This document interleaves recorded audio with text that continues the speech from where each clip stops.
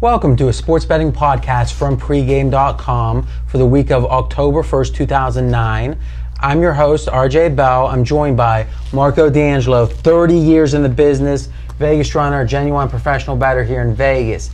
This is segment 2 of 5 this week. The subject is big game preview, college football, Oklahoma against Miami of Florida.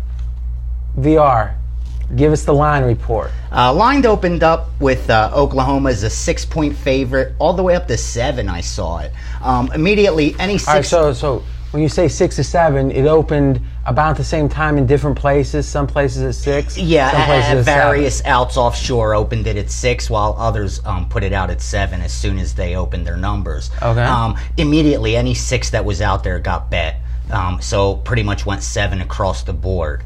Since that time, I have seen a couple 6.5s, but any sports book that did move it to 7.5 when they got hit, immediately went back to 7. All right, so the 6.5s are getting bet up, the 7.5s are getting bet down. Exactly. 7's the number. That's the number. I think that's what we'll see Saturday. All right, the key here with our video and audio podcast is betting information. What's the bettor going to do? We want to empower him. What's the one factor, Marco, in this game the bettor has to consider?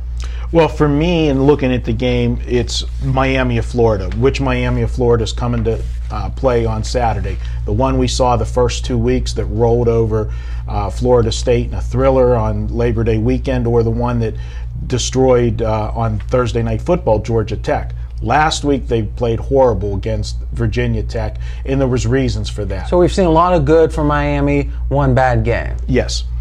The bad last week, they were in a bad scheduling spot, in my opinion. I actually had Virginia Tech as my top play last week, and I was looking at it from the standpoint they finally got their credibility, their legitimacy last week when they beat Georgia Tech on Thursday Night Football. They were a team that wasn't in the top 25. So we're talking about Miami of Florida. Miami of Florida. They weren't in the top 25 to start the season. They had 2 impressive wins. They finally cracked after the second impressive win. They moved all the way up in the rankings. They were in the top 10, and now I like to say this is when a team starts to read their own press clippings, and I think they got a little bit cocky. They're back. I mean, they've been out of the limelight for how many years now, Miami of Florida, which used to be one of the perennial powers year in and year out.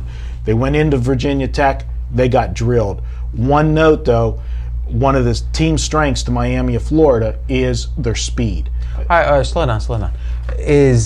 I've heard a lot of facts. What's the conclusions? So what I'm hearing you say is Miami was in a bad spot last week. They played poorly, but maybe it was deceiving. Maybe they're not as bad as they seemed last week. Maybe that game was the fluke. That's what I'm saying. I'm a very situational type handicapper. So bad situation last week. They're better than they looked. Right. Or they're better than they looked in that one game. In that one game. All right, and we'll get back, and again, we like to go back and forth here. What's the one factor? Myself, I think the question we need to ask is about Oklahoma and not Miami. How strong is this Oklahoma team, especially without Bradford at quarterback? According to the odds makers here in town, they made Miami a 7-point dog with Bradford playing in the game. Now with Bradford out and Landry Jones, the freshman quarterback, taking over, we're still looking at 7. Let's make sure we understand what we're talking about here. They made a line of 7 if Bradford were playing. When was this line made? The future line on him. And the power rating according to... Well, let's talk one thing at a time. So the future line, are we certain of this now? You could have bet Oklahoma -7. Was a 7-point favorite. In the preseason. Yeah, according to Ken White, that's what 7 was the number on Oklahoma early. That was a future line. And now we're saying what's changed from that future line is, one, we've had a few games to watch each of the teams, and now Oklahoma with their Heisman Trophy quarterback is out. Right. So, all right. So clearly him being out is a negative for Oklahoma.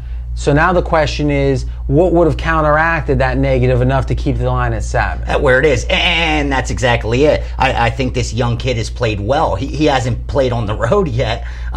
Both games that he did start at home, he put up great statistics. 9 touchdowns, only 3 interceptions. He's putting up great yardage, good completion percentage. So they're thinking public perception might be the drop-off may not be that huge. Obviously, yeah, Bradford's a Heisman Trophy winner, but this team was a 22-point favorite in Game 1 against BYU. BYU, a game they lost.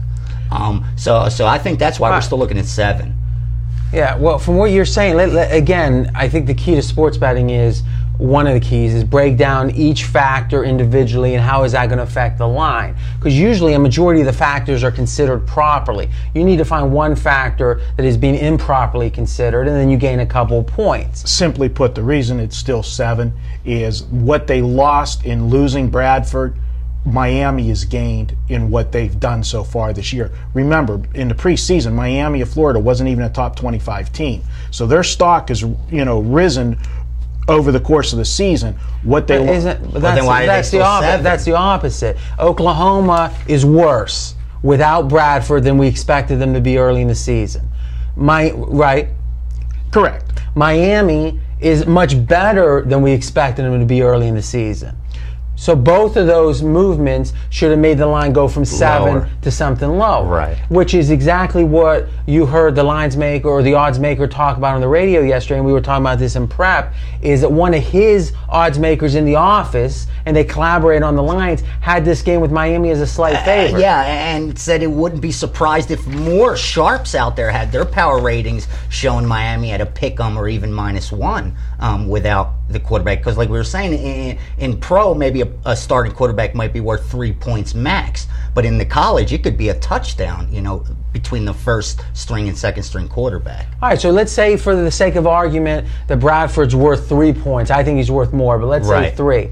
How many points better is Miami now than we thought they were early in the year? At least 3 points better, right? Right. So that would make a 7-point line, Oklahoma -7 early in the season, closer to pick. Exactly. But it's still 7. No, I thought we'd see a 3 tops, to be honest with you. All right, so really the question is, and I'll turn to Marco, is you're saying the same thing, is the one reason maybe the line is 7 or higher than we'd expect is that bad performance by Miami on TV just recently in a big game. Though if you add up just the first month of the season, they're clearly better than people thought. What's the case for this line? I mean, it seems clear Miami's got great value at +7. Is there any case that they don't, or that we're missing something? Well, I think it's an overreaction to one game on Miami because it took so long for them to get recognition this year that now as soon as they had the one bad game, this is the Miami we've seen in the last few years. The other thing that's being missed here is the backup quarterback that come into Oklahoma. Granted, it was against 2 patsies, Idaho State and Tulsa last week. They didn't miss a beat. This team put up huge numbers 2 weeks in a row. And you've got big programs that have star recruits. And so many times, that guy that's sitting on the bench at a big program could start at half the colleges in the country. How many points is Bradford worth to you versus Jones? He's definitely worth at least 3 points because of experience. But this kid has not missed a beat so far. But he's worth 3 points. He's worth 3 points. And is Miami better right now, even after the bad performance last week? And you were going to make the point real quick and go ahead about the weather last week, also making Miami look worse. Right. Miami is a team built on speed. There was bad weather conditions in a Virginia Tech game at the beginning of the game. That negated the team's speed. That's when Virginia Tech got their lead last week and took control of the game. And then Miami had to play from behind at a big deficit. And with that Virginia Tech defense, when you know that they're going to have to throw on you to come back, they're pinning their ears and bringing the pressure at you. All right, so this is simple. Usually things are complicated. That's why sports betting is a challenge. This is simple. All rational thought tells us Miami should not be a 7-point dog. They're a 7-point dog because Oklahoma has a big following. It's really that simple. And that means the value's on Miami. Doesn't mean they're going to win, but it probably means they're going to win at least 55% of the time at +7. Is that simple? Agreed. All right. Okay. So, great conversation. Now we're going to be up next with 2 big game previews actually in the NFL. First up, Pittsburgh and San Diego. Remember, you can watch all of our videos at pregame.tv, and you can actually download and listen at iTunes. Just search for pregame.com.